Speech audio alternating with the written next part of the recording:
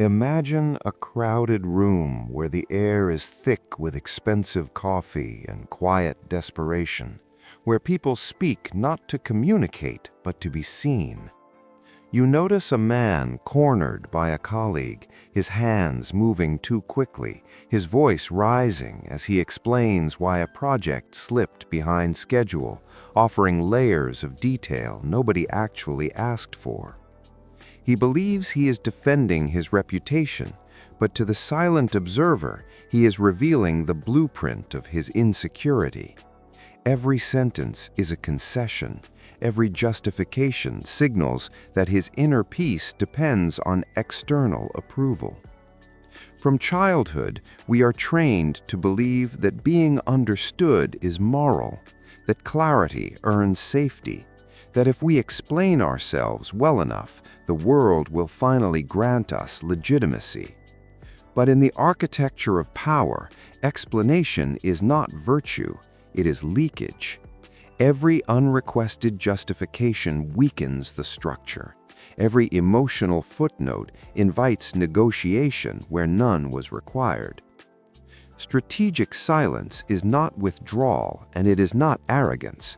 It is the disciplined refusal to surrender your internal map in a world addicted to transparency. We live in an age where visibility is mistaken for value, where silence makes people uncomfortable. But the sovereign individual understands that discomfort is often the first sign of leverage. When you stop explaining, you stop being a predictable variable in other people's equations. Most human interaction runs on psychological autopilot. A question is asked, tension appears, and we rush to fill the space with context, history, intention, and defense. We fear the pause more than we fear losing ground, so we trade leverage for relief. Watch what happens in negotiations, arguments, or relationships under pressure. The person who fills the silence first is almost always the one bleeding power. Silence forces projection.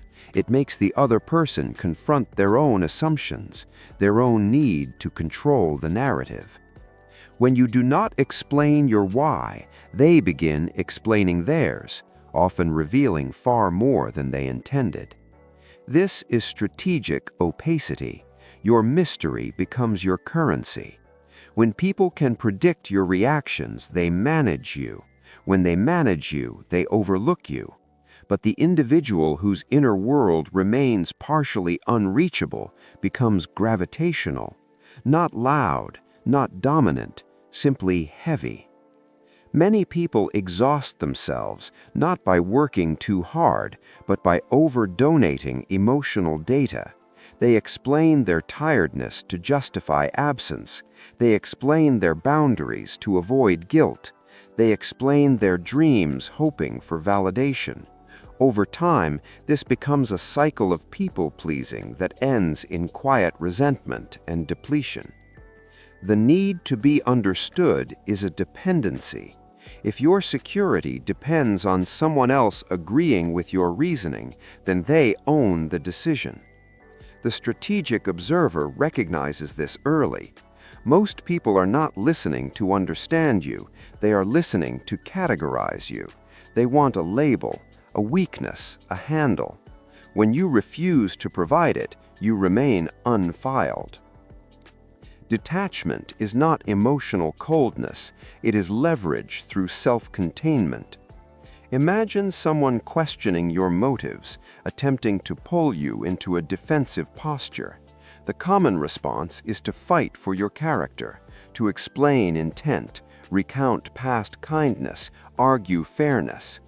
But notice the shift when you state your position once and then stop. That's my decision. I'm comfortable with it. Silence follows. The accusation collapses because it has nothing to grip. You have removed friction. You have drawn the sting before it could spread. Predictability feels polite, but it is lethal to influence. When people know exactly what offends you, what reassures you, and how you justify yourself. They already know how to bypass you. Respect does not grow in environments where outcomes are guaranteed. Strategic silence creates scarcity of presence. Even when you are physically available, your internal world is not. Your words, when they arrive, land with weight instead of noise. Hedonic adaptation teaches us that constant stimuli lose impact. The person who always explains becomes background. The person who withholds explanation becomes a question. There is fear here. Fear that silence will be read as arrogance or detachment as cruelty. But there is a difference between being unreadable and being unkind.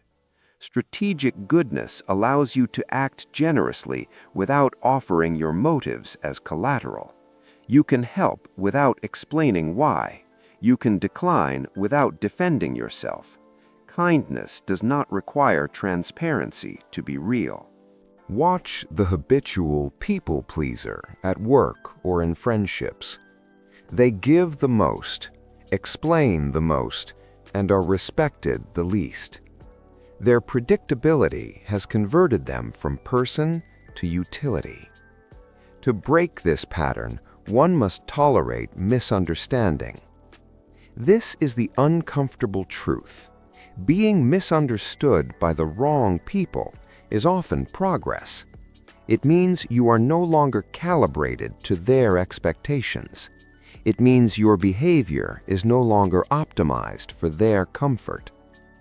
Human autopilot drives us to justify at the first sign of disapproval. A raised eyebrow triggers explanation. A critique demands a counter-narrative. Strategic silence requires disengaging this reflex. It asks you to sit with tension without sedating it with words. When you stop explaining, you stop eroding self-respect. Every time you justify a boundary to someone who does not respect boundaries, you teach yourself that your limits require permission. But a boundary is not a negotiation, it is a condition of access. Observe how people attempt to manage you through language. Why did you do it this way? What made you think that was smart? These are not questions, they are frames designed to position you as defendant. The moment you answer the why, you accept the frame. The sovereign response is simple. That was my choice. I stand by it. Silence returns. Now the burden shifts. They must either escalate openly or retreat internally. Most retreat. There is a subtle power in mirroring energy and then breaking the mirror. People feel safe when you reflect them. They feel destabilized when the reflection disappears. Silence is the cleanest break. It forces self-confrontation. This is how social toxicity is neutralized. Toxic dynamics feed on reaction. Remove the reaction and the system collapses. You remain observational while they perform. Many fear being managed, yet unknowingly train others to manage them through over-explanation. If you always justify unavailability, people learn which reasons work and manipulate them. If you simply say, "I can't," without narrative, leverage disappears. Time returns to its rightful owner. This leads to a quiet realization. Your life is not a courtroom. You are not required to present evidence for your choices. You are not obligated to argue your worth. The need to explain is the need for acquittal from a jury that holds no authority.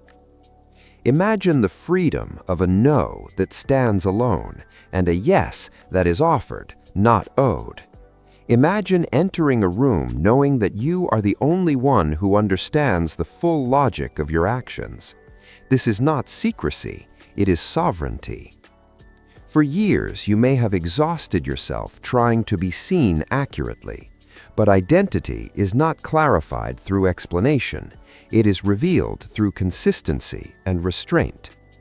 The world will continue to demand your data. It will press for your reasons and weaponize silence to extract them.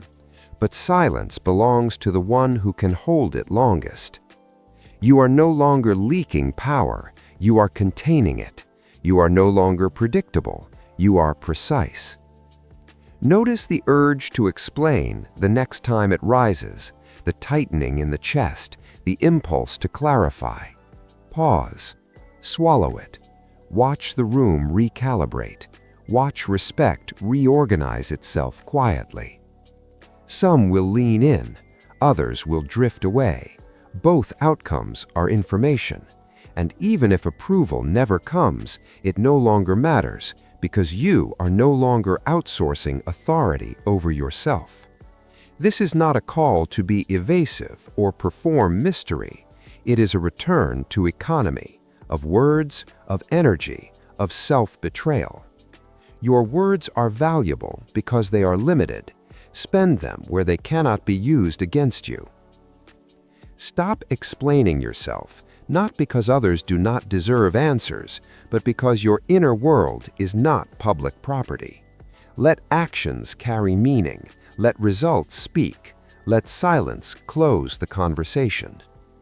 Those who matter will not demand justification. Those who demand it will never be satisfied. Strategic silence is not absence, it is presence without concession. Observe where you overgive, over-justify, overexpose. Then experiment with restraint. Say less than expected. Hold the gaze. Keep the why. You may discover that when words disappear, authority arrives. Sit with the discomfort if it surfaces. That discomfort is a boundary rebuilding itself. It is the sound of the fortress sealing. Remember the power of what you choose not to say.